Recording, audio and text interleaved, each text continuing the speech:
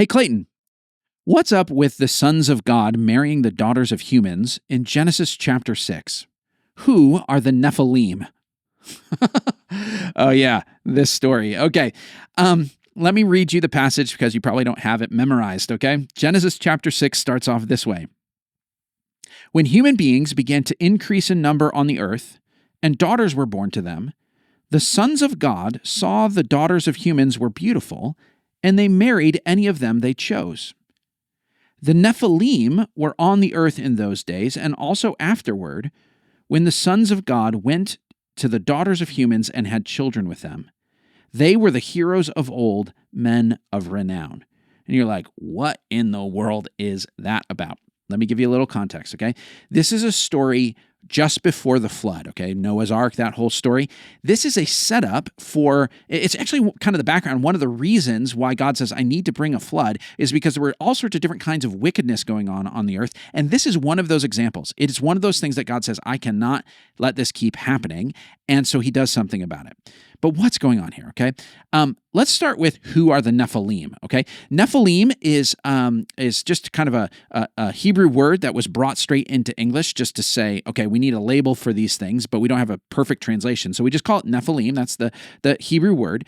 And they are, the text says, offsprings of the sons of God, and they were warriors and heroes. Now, these Nephilim actually get mentioned later in the Bible, in the book of Numbers and in other places. They're described as these kind of giant figures. There's even kind of a hint that when David fights Goliath, he is fighting one of the descendants of the Nephilim, these big warriors that are kind of unstoppable.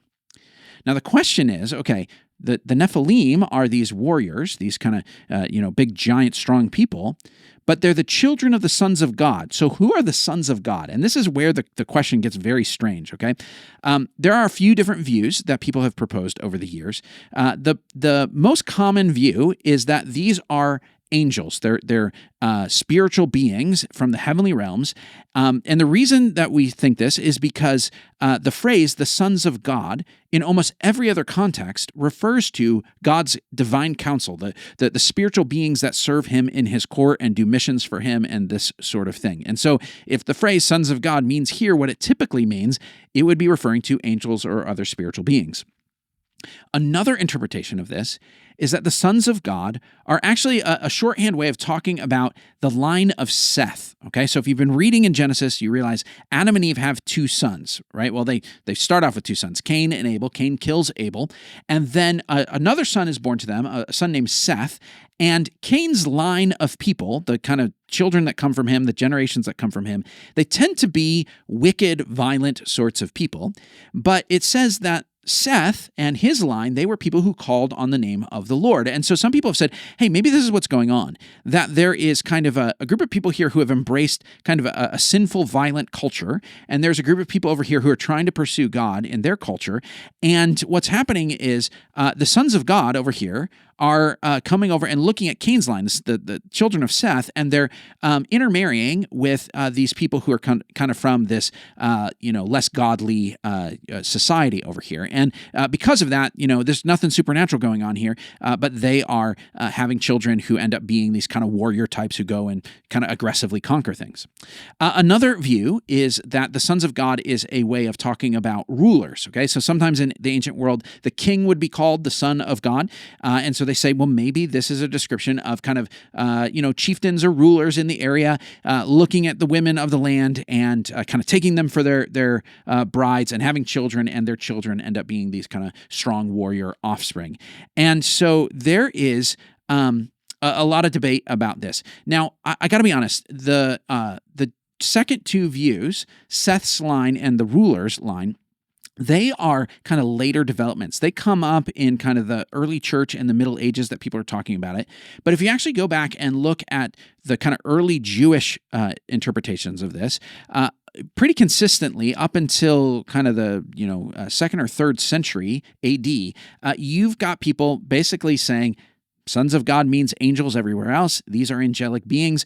There are lots of writings in the first century and just before where that's how they're talking about that. And even in the New Testament, it refers in similar ways to these other kind of ancient Jewish writings. In 1 Peter chapter 3 and in Jude verse 6, we've got references that sound very similar to how ancient Jewish writings were talking about the sons of God and the Nephilim that came from them. And so it seems like the authors of the New Testament at least tip their hat in the direction of saying, we think that these were angels that married and had sex with human women, and their offspring were these Nephilim, whatever those are. That's weird. I totally get how strange that is. And I just want to say, welcome to Reading the Bible, okay? We work really hard to make the Bible relatable to our life, but there is an inescapable strangeness to things in the Bible that we as modern people just bristle against, but there is no way to sharpen off all the edges to make it totally sensible and palatable. There are things in the Bible that push our worldview and say there are stranger things in the world than we conceive of or imagine. There's an interesting side to this, though. In the ancient world, if you ask the question, where did your king come from? So you went to Mesopotamia or Egypt or someplace like that. Oftentimes, the story that was told is that the ancient kings were descendants of the gods. Okay, so think in terms of like, if you know Greek mythology, okay, this is not the same cultural context, but you think of like Hercules, right? It's Zeus and a human woman, and they have an offspring, and he is this great and mighty warrior. Well, there were stories like that in the ancient Near East as well, where they were saying the reason our kings are so great, the reason our empire and nation is so great is because our ruler was a descendant of the gods. He's an offspring of humanity and the divine. And so they have the strength and wisdom of the gods. And the author of Genesis is actually saying, whoa. This is actually more nefarious than that. You think of this as the offspring of the gods, which is why your king's so great. We actually think of this as the offspring of fallen angels, of demons, of rebellious spirits. And so what you think of as your glory, we actually think of as your shame. It's actually the reason why your rulers are ruling in a way that is violent and oppressive and idolatrous and spits in the face of God. Your rulers, as much as you claim them to be glorious, are actually abominations.